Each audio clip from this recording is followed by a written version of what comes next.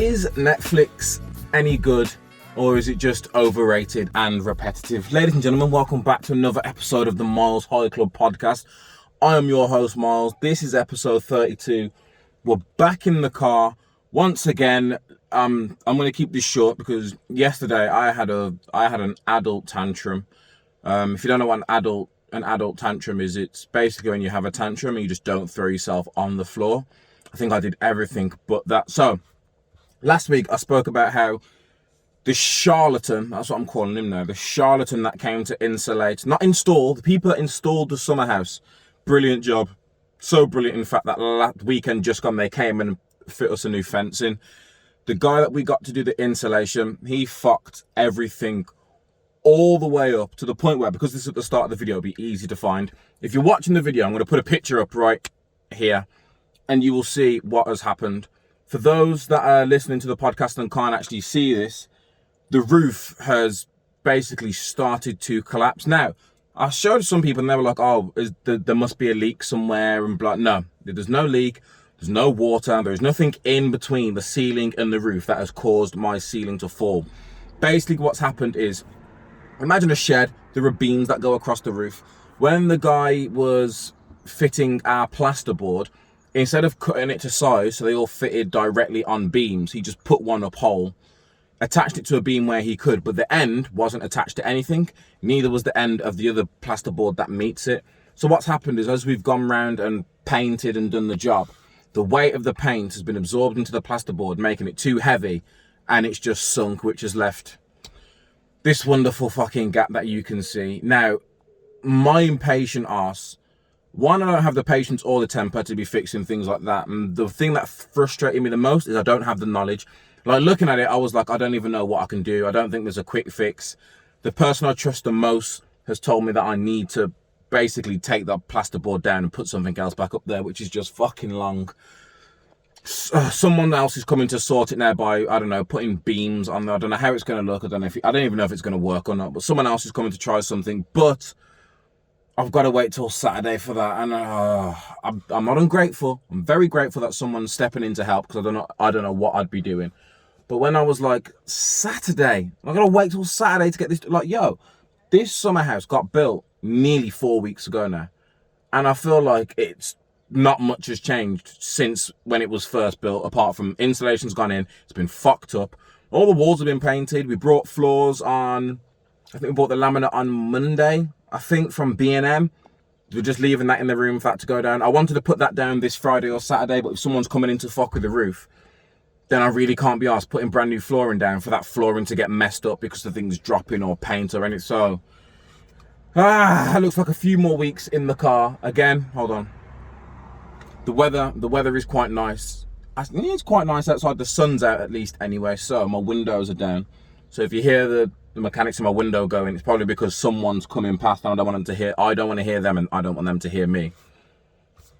But there you go, that's that. There's the update. There's my weekly update on the summer house. First, it was the PS5. We got the PS5. Now I'm dealing with this bollocks. I just want it to be done already. And another thing, my feature wall that I wanted to put like a cool wall paneling design on there, or like a slat wall. I'm now in two minds about putting anything on the wall because he's done such a shit job with the roof. I don't want to put things on the wall and then have the whole wall collapse in. So I don't know. I don't know what I'm doing. I don't know what I'm doing. I don't know what I'm gonna do, but I'll figure it out. Crosses his fingers. Fingers crossed, I will figure it out. But let's get into today's main topic. Is Netflix actually good? So people at home that like, is Netflix any good? Is it overrated? Is it underrated? Is it just okay? What set me on this path? I mentioned it at the end of last week's episode. This is very specific to the things that I watch. But if you're someone that's into your fantasy, sci-fi genre films or TV shows, then you're like me. And when it comes to Netflix, listen, the best thing, me personally, the best things that are on Netflix all fall into the sci-fi fantasy category, but that's just me. I'll touch on them later. The example I've literally written them down and written the little example, and this is just 6 that I think of off the top of my head.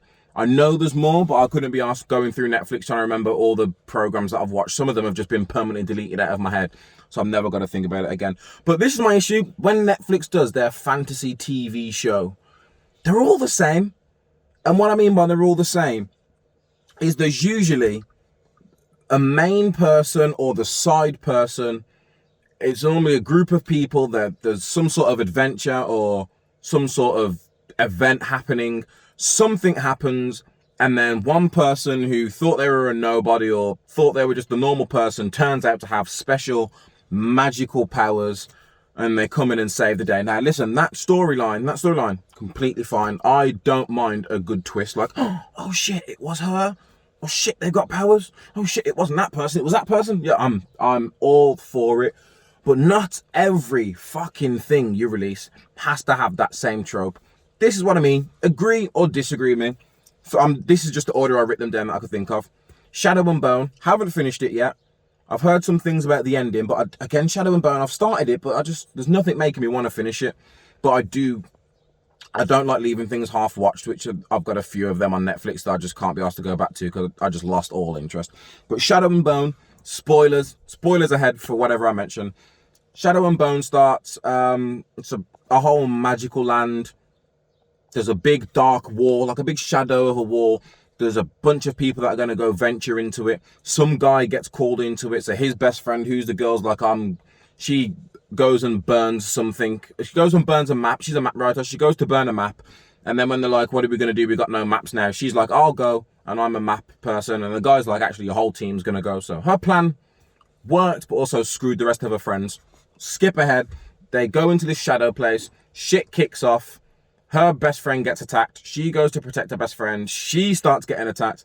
As she starts getting attacked, lo and behold, she is the sun girl, or she has the powers of the sun, or she basically has powers that she knew nothing about, no one else knew nothing about.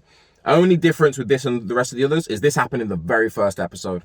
So the very first episode, this happened. We saw the twist straight away, which by itself would have been a okay sort of storyline, but it was something that was foreshadowed. It was obviously going to be one of them two, the way that the start of the episode was going. You knew something was going to be special about one of them two. But there's that one. Fate, the Winx saga, the redhead girl. Again, she believes she's human, lives with human parents, goes to some fancy magical school. A whole bunch of shit starts happening. Oh, lo and behold, she's a fire fairy, but she's one of like the special fire fairies, and she gets fire wings and takes everyone out at the end. And people are like, yeah, I knew it was her, but she didn't have an idea. And I'm just like, oh, look, it's another one of those. The Letter to the King. It's about some mixed race boy whose dad dies, and he runs off somewhere, finds a knight and gets a letter. Then he has to go and give this letter to the king, hence the title. Makes a bunch of friends on the way. When he goes to some posh place, some girl tags along. Some girl basically tags along with him so that she can go along with him. Again, events ensue, danger, fights. Right when they get surrounded by the bad guys, something's happening. And I literally went back and watched it. Not watched it, but just to see this scene, just to make sure I had it right in my head. They basically get circled, shit starts happening. The way they position it, it's sort of got the cameras sort of mainly focused on the boy who you're meant to believe is the special one, but the girl's just off to the side. Shit happens and they're all like, oh my god, you did it. He's like, I didn't do it. So they said, who did? Oh, shock, lo and behold, it's another twist where you didn't know this person had powers, and it turns out they've got powers. Warrior Nun, she's a girl that comes back from the dead, or she gets buried in a morgue, or she's doing something in a morgue. Turns out she has superpowers. Shock horror. October Faction, it's a similar twist, but not the same. So this twist isn't there are powers, but there's basically two kids, they're twins. They live with their parents. They hunt monsters. Shit starts happening. One girl has seizures and starts seeing some woman. This woman breaks out. This woman who we're all led to believe is the bad guy. I think it's the last episode or second to last episode. Oh, shock twist. They're not their real parents. They're their adoptive parents. Their real parents is some guy who's dead, and the woman that she kept seeing in her seizure that's been freed. Her father was killed by people that were hunting them. It's just I don't know if you can tell. If you're not watching this, you can't see my face, but hopefully you can hear my tone how frustrating it is with all this shit happening. And then They're all TV series. The one I can remember in terms of films was Bright. Bright's the Will Smith one with fairies and, are they orcs? Fairies and orcs. There are wands, and it's a dangerous weapon, and then right at the end, the wand spills out, and Will Smith's character grabs the wand, and nothing happens to him. And it turns out all along, Will Smith was a Bright. Oh my God, who saw it coming? No. This is my issue with Netflix. Again, as someone who always watches anytime I see something that looks sci-fi fantasy, I'm clicking on it and I'm going to at least watch the very first episode. And it's just, they're all becoming the same thing. Like, give me something different. Give me a different storyline. They all seem to be set. Hold on a minute. I was going to say they all seem to be set in the past. Shadow and Bone seems like it's set in the past. Fate seems very modern. Letter to the King, set in the past. Warrior Nun, I think it's set in the past from what I remember. Bright and October Faction, they're very modern. So, yeah, there we go. There's never any futuristic ones. It's all modern, or a lot of things on Netflix are flying back to the olden times, which, on one hand, I don't mind because there are some olden time things that I do enjoy. On the other hand, it's always the same story. And, yeah, so that's my issue with Netflix. Another issue that not only have I got with Netflix, but I've seen a lot of people always complain about, is Netflix cancelling shows. Like the amount of crap that's on Netflix and the amount of crap that seems to get renewed, and then Netflix go ahead and just start canning shows. So this is going to tie into another story. So there was it's not a theory, but it's like a conspiracy going around. I think it's been proven though. It started a few years ago with Netflix. And it's that Netflix, when it comes to their original programs, Netflix don't like long-running TV shows. Most of their TV shows, they tend to cap at around the 4 to 5 seasons. So that normally, when they plan it out, they're like, right, we're going to go for 4 to 5 seasons. There are a lot of Netflix originals that don't even make it past season 2. Cancelled after the first season. Irregulars, I mentioned that. It's probably on this list, but we'll get into it. Ozark, again, I love Jason Bateman. Never watched Ozark, but I've heard nothing but good things about it. That got cancelled after 4 seasons. Again, critics' reviews. The average critic score was 81%. The average audience score was 91%. The most recent season, well, season 3 got a 97% in terms of critic score. So amazing. Cancelled after 4 seasons. Chilling Adventures of Sabrina. Nice little twist on the Sabrina that we're used to. Again, 84% critics, 90% from their last season. Cancelled after 4 seasons. It's 2 of their biggest shows cancelled after 4 seasons. I'm only going to read the shows that the OA cancelled after 2 seasons. Again, above 80%.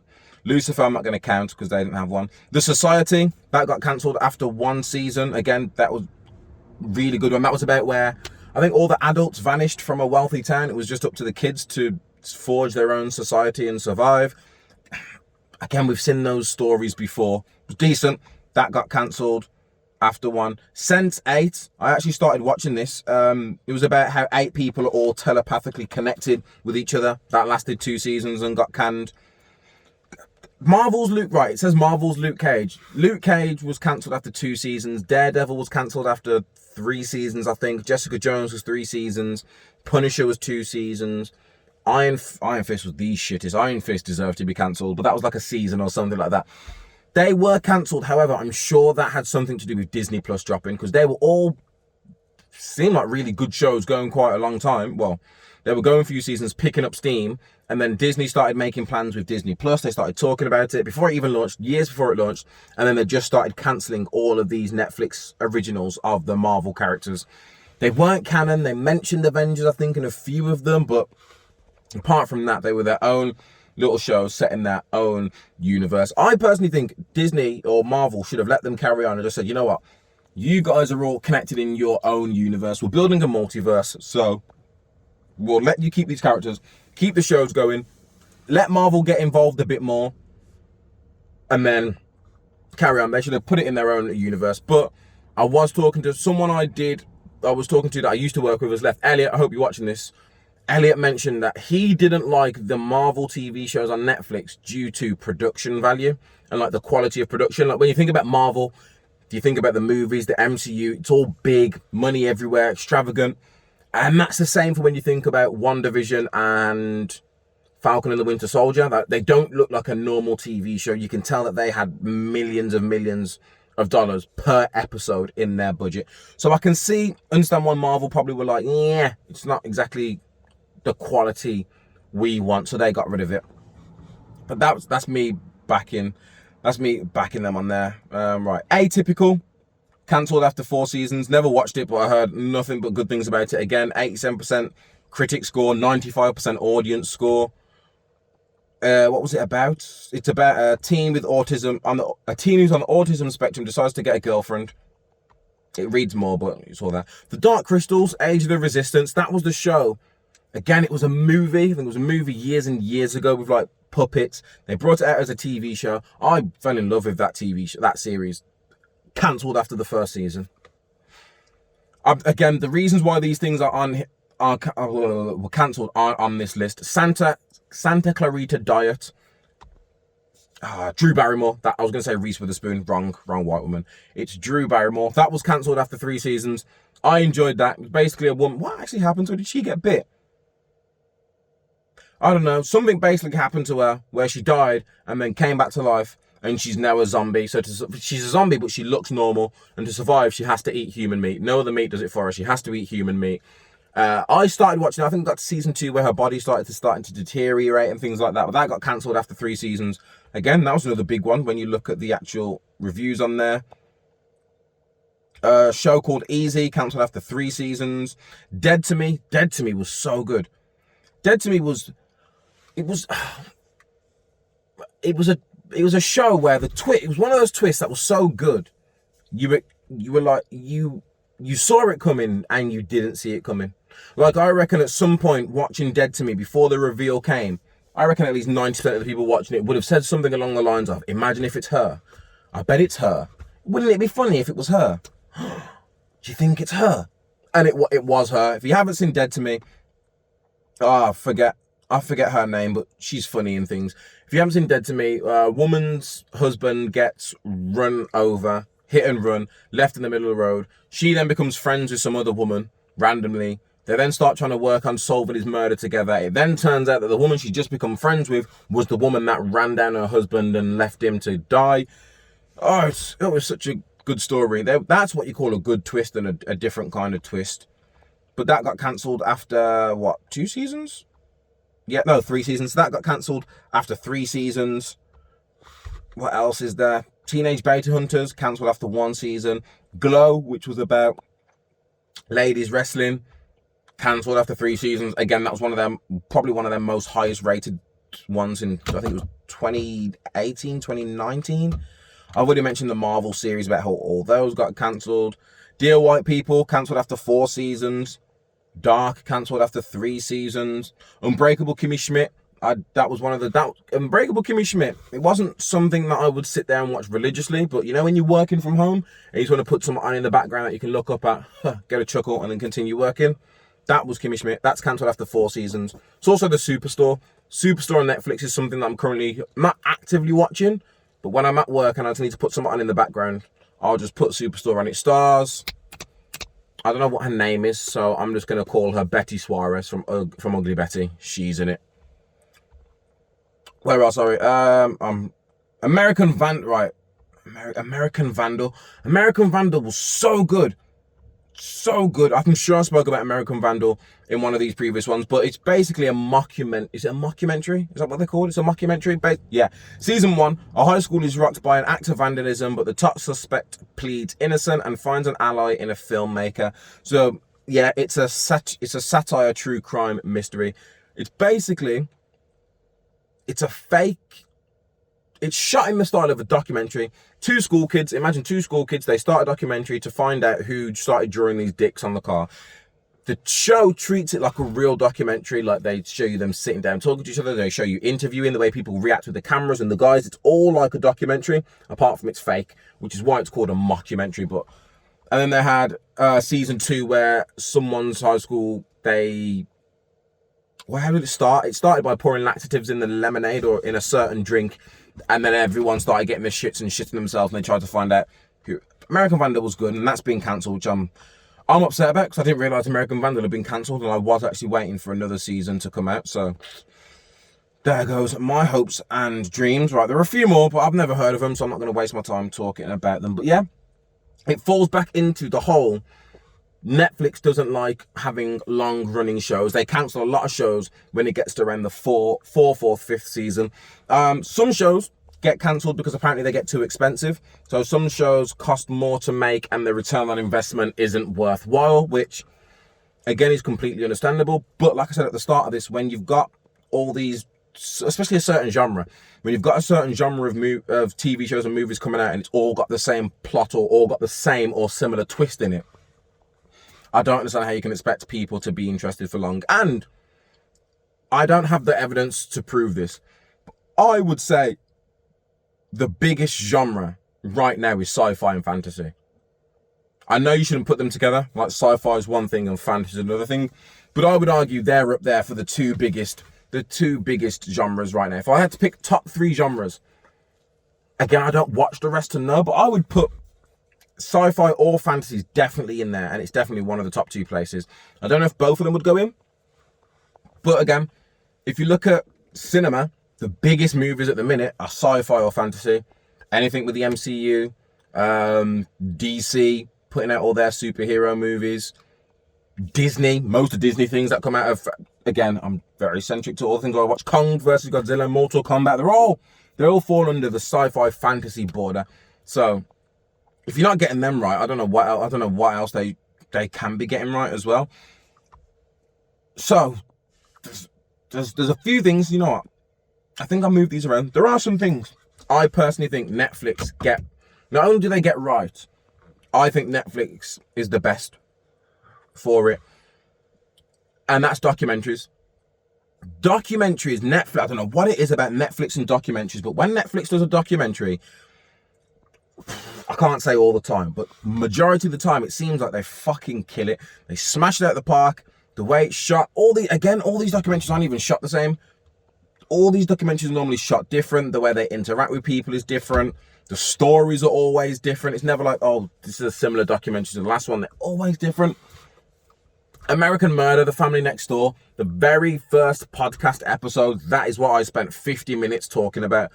That documentary, every bit of footage you see is real footage, whether it was from CCTV camera, mobile footage, social media, the text messages, everything was real footage. The only thing that they said they did is when they were showing you certain text message conversations or certain messages, is like, these messages they've been placed in a way to just help the story along. So like, whereas one text message might have been sent one day and then they replied like a week later, they basically stitched it to make it look like it was a consistent conversation. But apart from that, American Murder, Family Next Door, that was so good. Again, when it comes to these murder ones, there's always the twist of who is the murderer. You go back and watch the first episode. I knew it was him.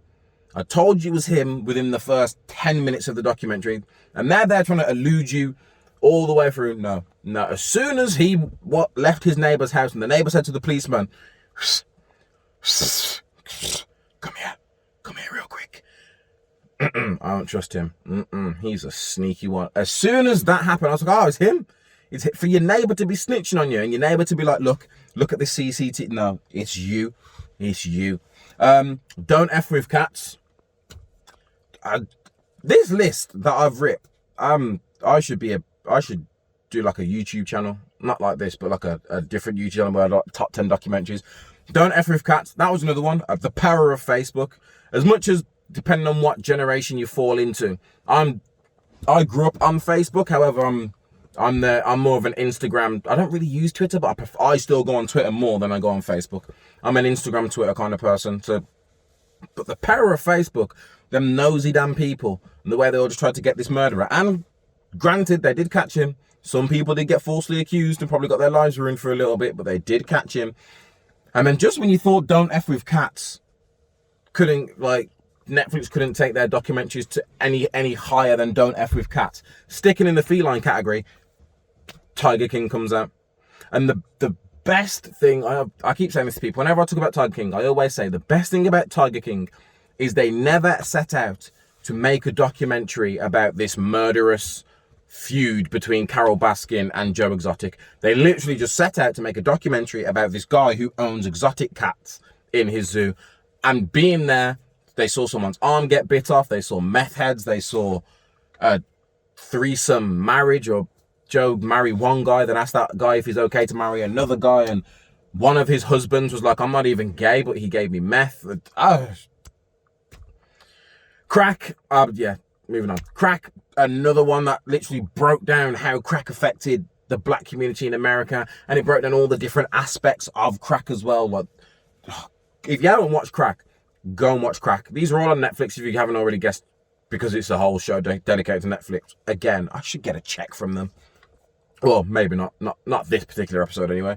The Night Stalker, The Hunt for a Serial Killer. This one was fucking good, because this is one of the few documentaries that had me on the edge of my seat all the way through. Like, at first I was on the edge of my seat, like, who the fuck is this motherfucker? And then later on in life, when they actually find out who he is, and you're like, are they ever going to catch him? And the way I get emotionally, I should admit, I get emotionally invested in any program I watch. Like, if I'm sat there and I start watching a program and I'm staring at my screen for more than 10 minutes, I am now emotionally invested. Anything that happens, I take it personal. And when they were like, when the end comes in and they're closing in on him, it's like, all right, he gets back from the bus, he jumps off the bus, but he must see someone. So he gets on another bus, and we're chasing this bus down, and he jumps off the bus, and he's in a phone booth, and then people starting to, oh my, that whole little chase scene at the end. Oh, they could have turned that into a movie, because I was ready and waiting. World's Most Wanted. World's Most Wanted's a good one. There's only like 4 or 5 episodes. And the one that really stood out to me was they showed you one of the guys who pretty much led and started the genocide in Rwanda. Only reason I know about the genocide in Rwanda is because I watched the film Hotel Rwanda. I remember watching it when I was younger. Why I watched it, I have no idea. I always remember watching it when I was younger, and I always remember the scene where they're driving up to a hotel or out of a hotel, and they're just going over bumps and they don't know what it is, and then like they put their lights on or the smoke clears or something, and it's just literally a sea of dead bodies. Go and watch Hotel Rwanda, and then go and watch World's Most Wanted, and you'll see it. They've got a few good ones. Inside the World's Toughest Prison. I just like seeing inside prisons. I love seeing different prison shows and how people act in prison. Inside the World's Toughest Prison. Jailbirds was a good one when it showed you how they used the toilet as a phone. What are the ones? I was going to say 60 Days In, but that's not a Netflix original. I'm only talking about Netflix originals. The Trials of Gabriel Hernandez, the little boy that was the little boy that was abused and beat to death by his mom and his mom's boyfriend, and ignored by social services and the school and the police. That one was heartbreaking. The trial of Gabriel Hernandez was heartbreaking. When they explained like he had cigarette burns and all the injuries and everything he had on him, such a heartbreaking story. And finally, it was Aaron Hernandez, the mind of Aaron Hernandez, the American footballer who killed someone, then got away with it, and then killed his best friend and got caught for that, and then hung himself in jail, and then it came out, and then someone tried to come out and say he was gay, which I had an issue with that. I didn't have an issue with someone saying he was gay. I didn't have an issue whether he was gay or not. But once I'm dead, leave me alone. Don't come out and start making up stories where, listen, if it wasn't out in the open, leave it where it is. If I die tomorrow, I don't want people coming out, oh, well, you know, Myles, no. You had all this time to try and say all this shit when I was alive. Like, Aaron he'd been in the news, he was in jail, no one said anything. They wait for him to die and they're like, oh yeah, he was gay, I was his lover. Nah, don't drag his name through the dirt. Like, again, I'm not saying being gay is getting your name dragged through the dirt. I'm just saying don't start saying things about me when I'm not alive to defend myself. Because again, he was married. So he was married with kids. I'm not saying he can't be gay, because one thing I hate is when someone says he's gay or I think they're gay. I'm like, oh, can't be gay, he's got children. So, what does that mean? How many gay people have got children? Biological children. That doesn't make any difference. But yeah, don't be coming out saying, oh, he's gay or he was this or he's that, when he's got a wife and children that he's just left behind, widowed. No, I hate when people do that. I hate when people do that, when they wait for someone to die and then they want to come out and start giving in their 2 cents and everything. No, fuck yourselves, piece of shit. And I am now calm. But yeah, that's one thing I will give Netflix. They do documentaries and they do them well. And again, all the biggest documentaries seem to come from Netflix. I haven't heard anyone talk about a Disney Plus documentary. I don't think they have any documentary, well, they do, but I've never heard anyone talk about it. Amazon Prime, apart from the football documentaries that seem to go on there, and I don't care about football, so I'm definitely not watching them. I don't hear people talk about them on Amazon Prime, Hulu, HBO Max is an American thing, so I can't give that. But yeah, in the UK anyway, when it comes to streaming services and documentaries, it's always Netflix. So whenever I see Netflix is doing a documentary, I get really excited. Until something like the Cecil or the Cecil Hotel comes out. I thought that was going to be a really good documentary. They stretched that the fuck out. Like, I was hooked, literally hooked all the way till the end. And then I'm like, I'm like, really? But the way it was played out and everything, I think it's because the way it ends. I don't necessarily know whether it's the documentary's fault, because it's an interesting story until you get to the ending, and then you're just like, oh. But then again, I suppose it does bring light. Well, there's still no proof, but it does bring light to things like mental illness. I'm sure she suffers from something and she takes pills, and then they think she stops taking pills, which is what causes this whole thing to happen. But again, I'm not against Netflix. Netflix is probably my go-to streaming service. Like, if I sit down and turn the TV on, if I don't go to YouTube or the PlayStation, if I have to pick between what I've got on my TV, which is Disney Plus, Netflix, Amazon Prime, I'd say 9 times out of 10, I'm going to Netflix first. Unless there's something specific I want to watch on Disney Plus. Mandalorian, Falcon and the Winter Soldier, WandaVision, the new Star Wars Bad Batch. Like, it's hard for Disney to miss. They own fucking everything. It's hard for Disney to miss. That's all I'm going to say. But no, Netflix has got some things. I am hopeful. I'm hopeful, but I'm also in doubt with a few of them as well. Oh, I put that. I was so confused. So, hopeful, Lock and Key. I'm sure Lock and Key, it's had 1 season. I think we've been told there is a season 2 coming. So I'm hopeful about that. That's a good sci-fi. It's a good sci-fi TV show. Again, when I say sci-fi, I don't necessarily just mean aliens and spaceships and space. Science fiction. Or is Lock and Key fantasy? It might be fantasy, actually. I don't think it is science fiction. Who knows? Lock and Key, it's had 1 season.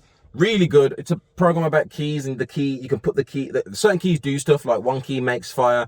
You can put the key into the back of your neck, which then gives a door inside to your brain, which is dope. There's a key you can put in a lockbox to control someone. There's a key that'll take you anywhere. So you just put this key in a door, and wherever you can think of you want to go, you open the door and you're there. Oh, that's the key I need right now. Fuck COVID and these travel restrictions. I'll be like, key, open, step out into a penthouse or a nice apartment in Jamaica, walk down to the beach, put the key back in, and then just step through my front door. Oh, where you been? So I went to the shop down the road.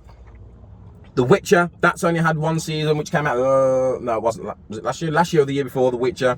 That's been confirmed for a season 2. The Witcher was fucking amazing. Never played the games, so I didn't know the story. But after finishing that season, I really, really wanted to play the Witcher games on there. Love, Death and Robots, season volume 2, that's just dropped. If you've watched Love, Death and Robots, if I had to recommend you watch anything today, it'll be to watch Love, Death and Robots. All the episodes are anywhere between 10 to 20 minutes. They're all different. The very first season, and from what I've seen so far, the second season, every season is it's all completely different. So every episode is a different animation style, different story, different characters. Just everything's different directors, different producers, different writers. Everything's different for each story. But they're short, but they're so good. So good. Like the season 2, episode 1, it's about automated, it's like a house cleaning robot. There's a house cleaning robot that basically starts to malfunction. She calls up the number to sort of fix the problem. She ends up putting some kill mode on. This machine then this machine then starts trying to kill her. She's then got to try and defend. They're just short and fun things to watch. What else am I looking forward to? Umbrella Academy. Again, this off the top of my head that I can think of, Umbrella Academy is my second favourite thing on Netflix. Original or not, Umbrella Academy is my second favourite thing. That's had 2 seasons. It's about, again, school kids. No. I don't know. I said school kids because they're dressed in uniform, but that's the academy. Basically, at some point in history, A bunch of women all gave birth at the same time, exact same time, same day. Weird thing is some of them weren't even pregnant beforehand or had no one to get them pregnant. They were just... It's getting a bit hot in this car. I don't know if you can tell from the beads on my head. It was getting very... I keep stopping because I can hear the cars, thinking, oh, it's going to ruin the audio, but I don't know how much of these cars you lot are going to hear. Yeah, lock and key. These kids are born. Some rich guy goes around and buys 7 of them. I think he pays the parents and adopts 7 of them. Raises them all as superheroes to fight crime. Stories turn. I'm sure he's a lizard in the 2nd season. I've said spoilers so many times, I don't care if I've ruined that for you. Umbrella Academy is dope. I'm not selling it. I'm not great about talking about shows. So I'm always like, I don't want to spoil it. And then I end up spoiling something without explaining it properly. But no, if you're into like your superhero stuff and your powers, definitely recommend Umbrella Academy. And number 1, not only is this my favorite show on Netflix, this might just be my favorite TV show, full stop.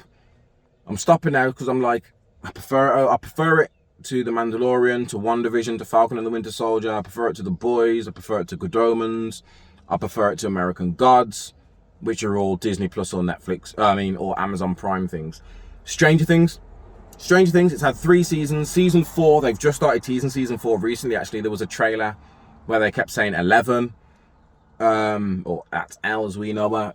Season 4 of Stranger Things, I can't wait for that. Hopper got sucked into something and went to Russia. I wouldn't even know how to explain Stranger Things. All I know is it's set in the 70s or 80s. It's set in one of those 2 decades. I think it's the 70s that it's set in. Set in the 70s, bunch of school kids, crazy things going on, monsters, people getting possessed. It's just so good. Season 1 was great. Season 2 was even better. Season 3, season 2 still might be the best season or my favorite season. Yeah, it might be the best season or my favorite season, but I don't take anything away from season 3 or season 1. Stranger Things, hands down, is the best TV show going right now. Hands down. To me, fight me if you want, but hands down, Stranger Things is the best TV series going now. If you don't agree, get in the comments and you tell me what TV show, whether it's still going or not, is better than Stranger Things, and I will wait. I will sit here and wait, but no, at the minute, Stranger Things for me, no competition, is the best thing. And it's on Netflix. That keeps me hopeful. As long as they keep Stranger Things and Umbrella Academy, it's keeping me hopeful. Again, I'm not a writer or a producer or a director or anything like that, so I can easily say I happily want 10 seasons of Stranger Things. Whether the stories that they're currently doing can stretch out for 10 seasons or if they can make it go 10 seasons, who knows. But to me, no, Stranger Things is the best thing on Netflix right now. But yo, get in the comments and let me know, is Netflix overrated? Is it underrated? Is it just okay? Is it worth the money? Because Netflix is in like 3 tiers. The bottom tier, which is like £6. I don't know why. Well, I'm not going to judge people, actually. You can afford what you can afford. But you can only watch Netflix on 1 device at a time. Definitely not going to work for me. And it's only in 480p. It's not even HD. Like, not only is it not full HD, it's not even standard HD. So again, I'm not here to pocket watch, but that £6 one is not ideal. Then you've got the middle tier, which is like £10. That's standard, full HD, 1080p. You can watch it on 2 devices at a time and download stuff. Then you've got the top package, which is £14, £15. 4K, which for me, 4K phone, 4K TV, 4K TVs to watch on, so I can take full advantage of that. We've got soundbar as well, so we can take full advantage of all the HDR content. So it makes sense for me. But here's another question, because I feel like people would be skewed by this. If you don't currently pay for your Netflix subscription and you use a friend's or a family member's Netflix subscription, Netflix are working on this thing where they're trying to cut down on people sharing that password. So let's say they're successful and they actually find a way to stop people sharing their passwords. Would you then go out of your way and spend your own money on Netflix? That'll let me know if you think Netflix is overrated or underrated. So don't get wrong, it's better than normal TV. It has a lot of options, but so does Amazon Prime. The only thing... it's not the only thing, but the one thing that lets Amazon Prime down for me is the interface. I hate the interface of Amazon Prime. Hate the way it looks. I originally hated the search bar on Disney Plus because it just had all the letters at the top. And if you wanted, you had to just go from like a B to a U. You have to go all the way through the fucking alphabet just to get to it. They've changed it now, so it's more similar to Netflix, how you search nice and easy. But Amazon Prime, I hate the way Amazon Prime looks. It puts me off. So unless I know there is something specifically on Amazon Prime to watch, I do not even open up Amazon Prime because it just annoys me trying to search through all the different things that are on there. But let me know your feelings on Netflix. Where do you rank it? Do you have Netflix? Where do you rank it across all of the streaming services? Like I said, if whoever Netflix you use, shout out Oscar. It's my day one. Not that I use someone else's Netflix. I was just shouting at my day one best friend, just because I feel like I should give him some love. Yeah, that's that. And then finally, before I cut out of here, I was gonna say what's on the box, but I've just spoke about everything I've watched. I think did I write on my phone? Here we go. Talking about Netflix originals, Army of the Dead, Zack Snyder's zombie film. That I'm recording this on Wednesday. I've already explained. I normally record on Tuesday, but my adult tantrum was on Tuesday, so I've recorded it on Wednesday today. Army of the Dead comes out this Friday, which is 22nd of May in the UK. It comes out. I'm really interested in this because at first I was like, a zombie movie again. I was like, how many zombie movies are there? Apart from World War Z, most zombie movies are the exact same as well. Normally always the exact same. Army of the Dead, however, I like the spin they've done on it. There's basically a zombie outbreak in Las Vegas, and Vegas has been quarantined off from the rest of the world. So these zombies are just contained in Vegas at the minute.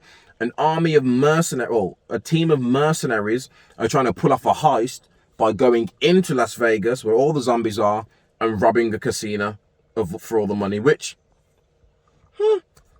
I mean, I'm trying to high risk, high rewards, as they say. So I imagine robbing a casino, the money you'd get from that is fucking ridiculous. But are you willing to go into Las Vegas? Again, I'm not American, so I don't know the concept of how big Las Vegas is. I probably assume it's like half the size of this country because of how small we are. But I imagine we're in the UK. Let's say, I feel like London's too big because it's the biggest city. Let's say Manchester. It's like the third city. Let's say Manchester or Birmingham. Zombie attack. That city gets quarantined off, so you can't enter. And if you're already in there, you can't exit. And you just have to fend for yourself or turn into a zombie. Would you risk it? There's my question for you. Would you risk it? But anyway, that's bringing us to the end of another Myles High Club episode. We're on episode 32. We are still going. They say the average podcast doesn't make it past 7 episodes. I've at least tripled that. I haven't done times 4 yet, but I've at least tripled that. Episode 32. We're still moving. We're still grooving. Fingers crossed. Again, next week, I'm most likely going to be back in the car again. I'm not going to have my hopes up and act like my summer house is going to be complete by then. Pray for me, y'all. Just pray for me. But until the next time, this has been the Myles High Club podcast. I've been your host, Myles. Peace.